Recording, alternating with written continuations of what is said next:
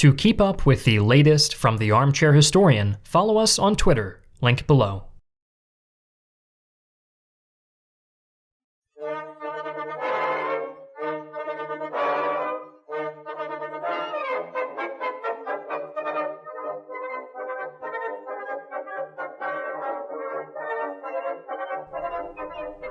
Hi, I'm Griffin Johnson, the Armchair Historian. In our last D-Day from the Bird's Eye Perspective video, we flew across the American sectors to watch the events of the day unfold from a top-down perspective. However, it would be wrong to assume that the ultimate success of the landings at Utah and Omaha Beach was achieved in isolation. In reality, the fate of the American sectors depended in large part on the fortunes of the British and Canadian landings taking place further east. Today, we'll be cruising at altitude across the British landing sites from the daring assault on Pegasus Bridge and the breakthrough at Gold Beach to the last-ditch drive for Caen. Did you know that Allied codebreakers monitored and decrypted German Enigma traffic during the D-Day landings to see what was being said about the invasion and if there were any threats to the Allied fleet at sea? Thanks to the sponsor of today's video, NordVPN, users can expect the kind of data protection that puts the Enigma machine to shame. Visit nordvpn.com/historyvpn and find out how Nord can help protect your online activities using military-grade encryption on up to 6 devices at once for every major platform, including Linux and Android TV. NordVPN helps our team access historical information and region-locked documentaries by routing connections through more than 5,400 servers in 60 countries, while features like threat protection keep our researchers safe from malware, intrusive ads, web trackers, and dodgy websites, making it more than just a VPN, but a powerful cybersecurity tool. Try NordVPN today with a risk-free 30-day money-back guarantee and get a 2-year plan and an extra gift for free by signing up using our link in the description below or by visiting nordvpn.com/historyvpn.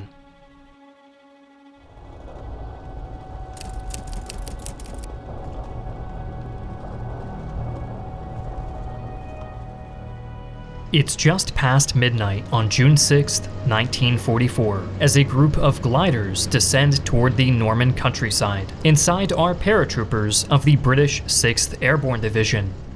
They have been tasked with securing 2 bridges over the Caen Canal and the River Orne on the far east flank of the scheduled Allied landings in Normandy. Within 15 minutes, the assault teams managed to completely overwhelm the small German garrisons guarding the bridges, and dig in as they await the arrival of the rest of the division. The bulk of the 6th Airborne was set to land just east of the River Orne, where they were to destroy 5 bridges over the River Dive, and silence the Merville gun battery overlooking Sword Beach. However, in a near replay of the American drop, poor visibility and navigational errors caused the paratroopers to be scattered all across the Norman countryside. Fortunately, the area of operations lacked the thick bocage that would come to haunt the Americans, making it far easier for the paratroopers to swiftly link up in large groups. To the east, designated units set out to destroy the bridges over the Dive River, while a small group of 160 paras out of a planned 600 proceed to assault the heavily defended Merville Battery to the north. The fierceness of the following battle depletes nearly half of the assault team's strength, but by 5:30 a.m., the battery is under British control, opening the way for the invasion force, anchored offshore, to begin making its approach.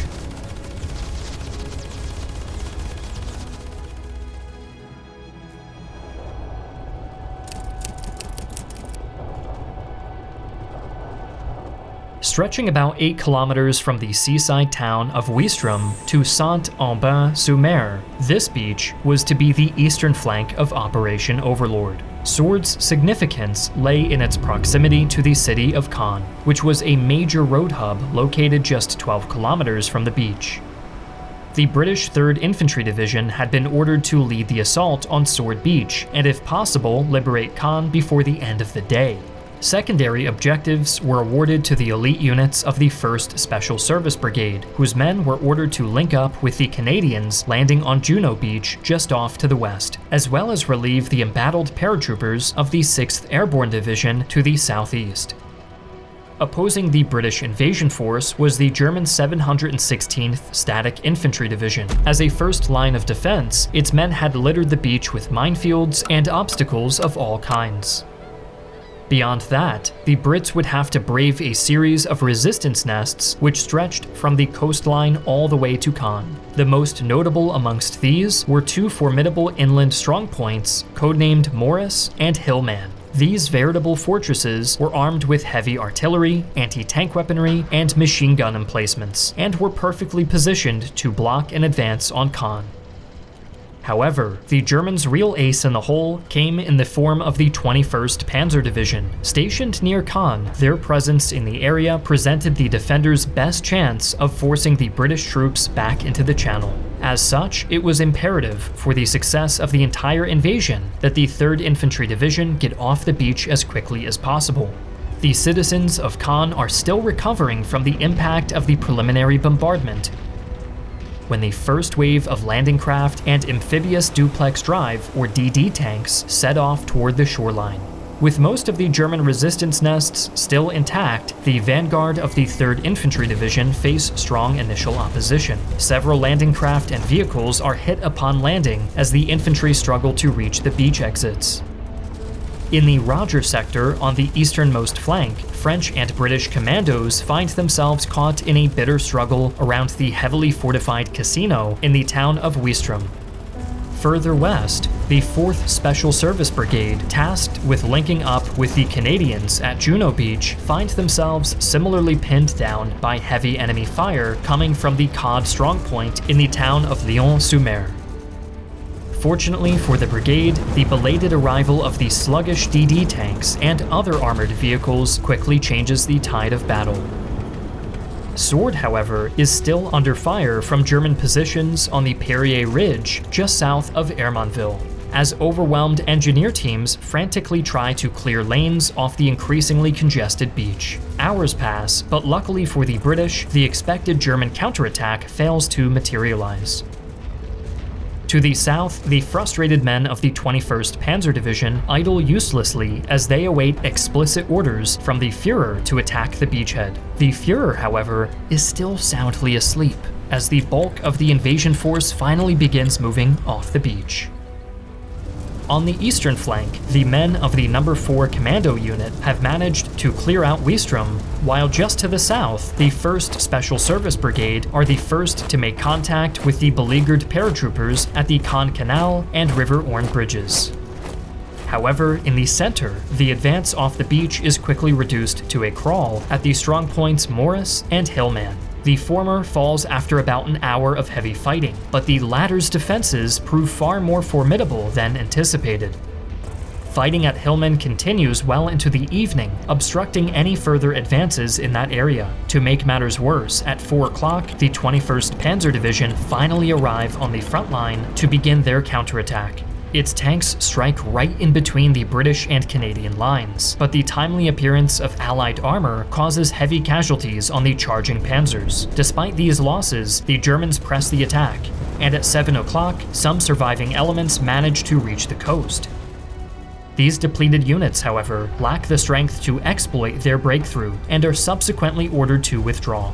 Having braved the German counterattack, the 3rd Infantry Division attempt a final dash for Caen. Marching down the Hermonville-Caen road on foot, its men reach as far as Beeville-Beauville, a mere 7 kilometers from the Caen's city center. However, a lack of sufficient armor support and coordination with the neighboring Canadians forces the infantry to pull back as the day draws to a close.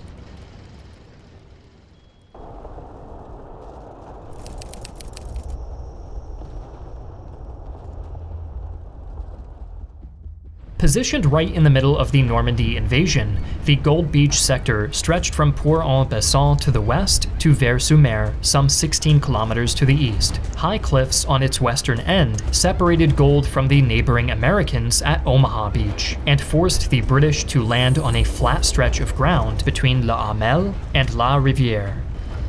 The experienced British 50th Infantry Division had been entrusted to link up with both the American and Canadian beachheads, sever the road and railway to Caen, and capture the city of Bayeux, some 13 kilometers inland. Opposing the 50th Division would be elements of both the German 716th and 352nd Infantry Divisions, including a mobile response unit in the form of Kampfgruppe Meyer. 11 resistance nests, as well as 2 partially completed coastal gun batteries, augmented the defense further, though few were made out of the near indestructible concrete that characterized the Omaha sector. At 5:30 a.m., the head-pounding roar from Bombarding Force K signals the start of the preliminary naval bombardment. Crucially, 3 of the 4 guns of the Longue-sur-Mer coastal gun battery are knocked out by direct hits. The first wave following in the bombardment's wake, however, quickly finds out that the powerful strongpoints at La Hamel and La Rivière are still very much intact. Within short succession, several tanks and other vehicles are knocked out as the infantry scurry behind the seawall. Fortunately, a specialized flail tank is quick to react and manages to silence the deadly 88mm gun at La Rivière before it has a chance to do more damage. Further to the west, in the Jig sector, elements of the 1st Hampshires managed to neutralize the more weakly defended position at the village of Anel before circling inland to attack the strongpoints at Le Hamel from the rear. Meanwhile, in the King sector, infantry of the 5th East Yorkshires begin to systematically clear out the fortified houses at La Rivière along the shore, while flail tanks try to clear out lanes for the invasion force to move inland. With the immediate landing zone coming under Allied control, men of the 1st Battalion Hampshire Regiment manage to seize Armchair, while the 47th Royal Marine Commando march on Port-en-Besson to link up with the neighboring Americans. Back at King, the 6th Green Howards with armor from the Dragoon Guards clear a lane of the beach and move to assault the batteries at Montfleury and Vers-sur-Mer. Joined by the 5th East Yorkshire, they continue to advance down the road before clashing with Kampfgruppe Meyer near the town of Brazenville. Luckily for the British, the battle group was caught by surprise and virtually annihilated during the following engagement.